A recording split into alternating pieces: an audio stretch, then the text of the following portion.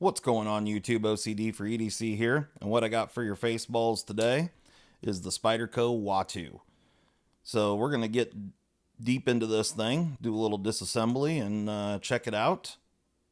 It's a real interesting knife. I feel like since this has been out for, I don't know, a month or so, or maybe a little longer, uh, it's been a bit polarizing. A lot of people seem to really like the design. I think more probably dislike the looks of it, just from what I've seen.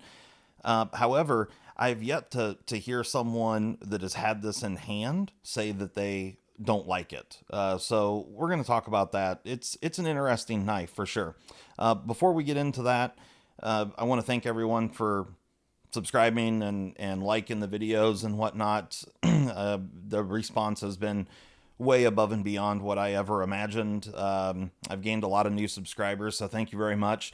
Yeah, I really appreciate it. Leave comments. I encourage you guys to do that. I enjoy chatting with you and whatnot. Even if we have differing opinions, I'm all for that, and that's what makes the world a great place. So, anyway, let's get into. We'll do a few size comparisons here.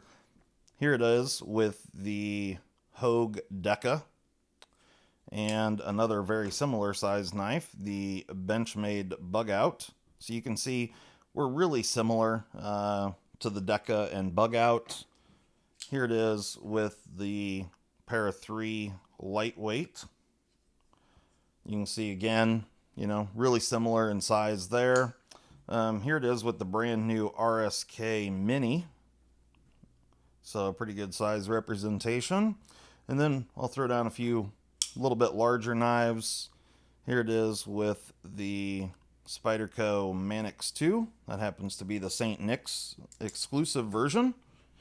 And here it is with a brand new Spyderco, the Spyderco Canis, which is a very interesting knife. And I showed this on my channel earlier, and it's interesting in the way it, and I'm very confident that this has two stop pins in it, just by the way it feels. You can see the one stop pin there, but I haven't disassembled this knife, and they screwed up and sent me the wrong Collector Club knife here. So mine is coming in the mail, and I actually have to ship this out to the gentleman that owns number 17. He got mine and I got his, from what I understand. So, but this is a gorgeous knife, and I'm interested to get mine so I can check it out and see how it's put together and all that stuff, and I will definitely bring you guys along for that when that happens. So, but we're here today to talk about the Watu. So the Watu dimensions on this thing, you're looking at an overall length of 7.407 inches. Got a handle length of 4.172 and a blade stock length, or a blade length of 3.235. Handle thickness is 0.417 inches, so pretty thin in that manner. Blade stock thickness is a very thin 96 thousandths. So if we compare this to, say, the Bug Out, for example, you can see that the Bug Out is a little bit thinner, but not by a lot. And if you look at the blade stock there, very, very similar in blade stock. Also with the Deca, very, very similar in blade stock. However, where this knife excels is the grind on this blade. So this is Taichung Taiwan Spyderco. It is in CPM 20 CV blade steel, and the blade on this thing behind the edge thickness is a very impressive for Spyderco. It's 15 thousandths all the way till about right here, and then it jumps up to about 17 thousandths right at the tip. So you can see right where that kind of tip goes, swoops up just a little bit there. So it's not a true worn cliff. It's not exactly flat across there, but 15 thousandths from the heel all the way to about right there, and then 17 out at the very end. Get the weight on this guy real quick. So if you're into lightweight slicing knives, this is definitely a good one. You can see it's right at 3 ounces. Yeah, okay. For a second there, I thought it, yeah, okay. So right at 3 ounces.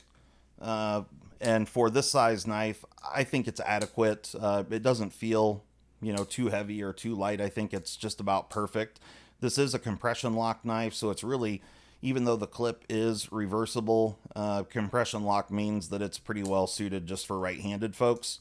Not a huge deal. I mean, I still use compression lock knives, like my little pair of 3 here, and this I use quite often. This one I put a Maximet blade in and use it a lot. But even though I am left-handed, I mean, of course, for the opening, if I can do it on camera, oh, good Lord, there we go. Um, that part's fine. It's just operating the compression lock for left-handed people just is not a great situation. So, I would have loved to have seen this knife be like the smock and have a button, which I think would have just been better suited for this knife anyway, because when it's in the closed position, you can see there that front of the finger choil area, or that half choil, comes and hits you in the finger. It's not a huge deal, if you move your finger out of the way, and you get used to it over time. There's several models that do this, but if I just hold my finger there, that's what happens. So, just like that. So again, it's not the end of any worlds, but it is a bit of a situation. The Watu is an African knife design, and the holes in the handle are true to that design. Actually, those holes served a function that you could tie this to a stick or something, use it as a spear, or just extend the handle. Originally, this knife design was a fixed blade knife, like I said, in Central Africa, and it was just, a kind of a do-all knife. It was a hunting knife, it was a food prep knife, it was everything. And it's a really useful blade shape. And like I said, I fully understand if people are kind of on the fence with the aesthetics of this knife. However, the functionality of it is really great. And you can see you've got this really, really awesome grip area here that's very, very neutral. You have just a little bit of jimping up here on the half choil, but that's it. Nowhere else on this knife is there any jimping. You do have a bit of a thumb ramp, but it's a really large thumb ramp. So, everybody's going to be able to get good purchase on this knife. And the grip is good. I might even have liked a little bit of very fine jimping on the spine. It's not necessary, but it wouldn't have been a terrible thing. And then, it also works really, really well in this kind of draw cut or pinch grip, if you will. I know some people talk about reverse grip, and it does work fine for that. I just don't ever do that. There's never a time in my day-to-day life where reverse grip is a thing. So, yeah, it's just not something that I do. So, anyway, otherwise, it's pretty straightforward. You got the peel, or what Spyderco calls peel ply carbon fiber over G10 laminate, and this stuff is done pretty well. If we compare it to the Canis, you can see that it's done a little bit differently. They feel very, very similar, but not. The Canis has a little bit more texture, and the Watu has a little bit more light reflection going on. So just a little bit different finish. However, very similar material. But overall, the Watu is, I think it's a really great knife. These things sell for $182. You can find them at a lot of different dealers. 20 CV blade steel is, Spyderco generally does, out of all the manufacturers, they generally seem to do pretty good with 20 CV or M390 or those variants. And because of how well this blade is ground, this is one of the thinnest behind the edge Spydercos that I've had my hands on, which is really great. I mean, I would love to see it even a little bit thinner than that. If they got it down into the 12,000s range, would be pretty awesome. But I'm happy that it's not 20,000s like the Deca and the Bug Out. So compared to the Deca and the Bug Out, the Watu is a very similar knife. It is a bit heavier, but you have full steel liners here, and it's thinner behind the edge, 20 CV blade steel. So definitely a a good user knife for sure. So let's get into this thing and see what we're working with inside here. So the pivot screw is a T8, and the pocket clip screw is also a T8, which is going to have to come out because there's a standoff there. So let me pop that off. The wire clip, you know, tons of people know about the wire clip. It's a really good functional pocket clip. I know some people don't like the way it looks, but I've never really heard anybody complain about how it functions. I like the wire clip. I don't mind the aesthetics of it, but I really enjoy how functional it is. So that part is really great. Get this off of here. I'm going to go ahead and pull the screw out down here. There we go. All right. So here is your G10 with carbon fiber laminate. Something that they do a lot with the Taichung Spydercos. You see that quite often. And then here's your compression lock. You can see the stop pin there.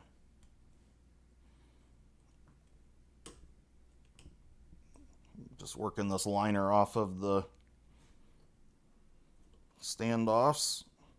It's a little tight.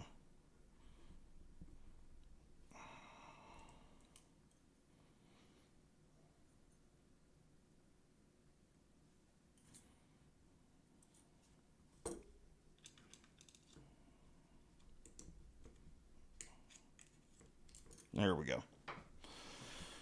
All right, looks like we have a ceramic ball on the lock bar there. And you can see that the liners are nicely finished. It's actually a brushed stainless steel, which is nice to see. And of course, we're riding on phosphor bronze washers. There's your stop pin.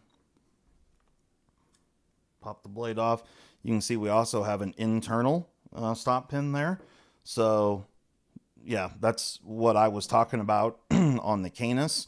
I assume it's going to be this exact type of situation where you have this small stop pin that's riding in a milled out area on the blade, just like that. Interesting. We also, which makes sense because this knife is very, very smooth right out of the box. But this one has a pivot bushing, which is very, very nice. And there it is right there. So love to see the pivot bushings. That allows you you can, you know, basically just tighten down your pivot screws and they bottom out. And the pivot bushing allows for there to be kind of like a shoulder there, similar to a Chris Reeves scenario. So pretty straightforward in its construction. You can see you do have a difference in size on the standoffs. You got these two body screws here, and then this one is for the pocket clip, a little larger diameter. But yeah, really basic construction, about what I expected. I'm just wiping these things off here. Grab a Q-tip. Clean this out here. Then we'll also clean this bushing. Okay. So we'll clean this washer out here. Just make sure we don't have any gunk underneath where the phosphor bronze washers sit. So we'll throw that down. And then I'm going to use just a little bit of KPL here. We'll throw down the bushing. All right. Now I'm going to throw the stop pin in there just so it's in place. There's the blade. I'm going to put just a little bit of KPL heavy on the detent track. Right there. And now, okay, just figuring out which side the washer was face down.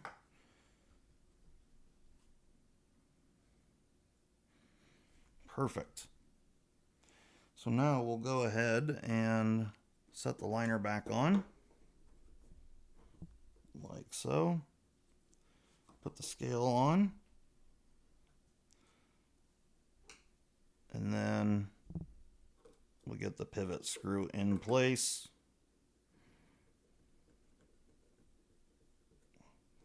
Perfect. Oh, there's our body screws. Those were T6.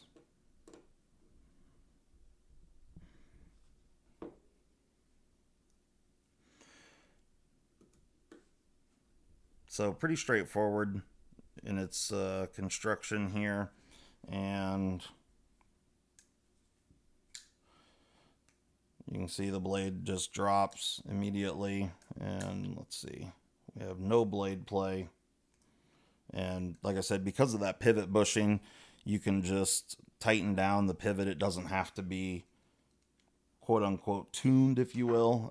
You really just tighten it down until it bottoms out, and that pivot bushing, it's very similar to a Chris Reeves in that way. So I'm going to set this up for right hand carry.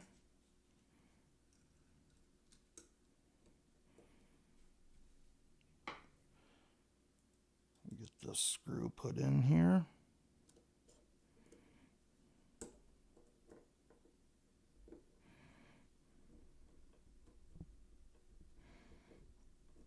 There we go.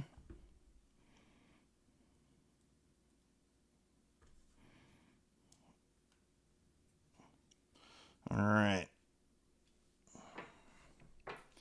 So there we go. Ooh. Action on it. If you hold the lock bar back, the blade just drops like so. So action's very, very good on this thing. And, like I said, I fully understand if people don't like the aesthetics on this thing, but it really is a great functional knife, and it's really going to work for a lot of hand sizes, just with how neutral the grip is. You can really move around on it. I like how you can choke right up on the blade with that kind of half choil there. Personally, I think it's a really great design from Spyderco. One that I was happy to see and get my hands on it. If you think that you might like it, I do believe that this is better in hand than what it appears. So, if you're kind of on the fence but think that you might be interested in something like this, like I said, I haven't heard anyone that has actually had this in hand say, "Oh man, I hate that knife." So I really think that it's a really great user, lightweight, fits in the pocket well. It's slim in this dimension. Pocket clips are very functional, and it's deep carry. And yeah, really just have nothing bad to say about this knife, other than if it was a button style like the Smock, that would just make it even better for me. But that's really more because I'm left-handed. However, that I guess is a little bit ugly, that the blade comes around and hits you in the finger. So that's really the only negative. I don't get too worked up over that because the compression lock isn't my favorite lock to begin with. So, I would much rather see it be, access style or the bearing lock that Spyderco has. So, yeah, the lock design on this leaves a little bit to be desired for me, but that's just a personal preference thing. I'm sure there's tons of people out there that love the compression lock and are happy that this has it. So, I'm not going to get too worked up over that. Price wise, the $182, certainly I can see, it's a little on the high side. I don't think it's crazy out of line, but it is a bit on the high side. However, this knife is very well made. You know, all the corners are chamfered really nicely. The liners are done very, very well. So, you know, you got premium materials here. I would have rather seen, you know, just full carbon fiber, but this stuff doesn't bother me either. So, you know, I know a lot of people dislike the G10 carbon laminate stuff. I don't really care too much about it. I think it's fine.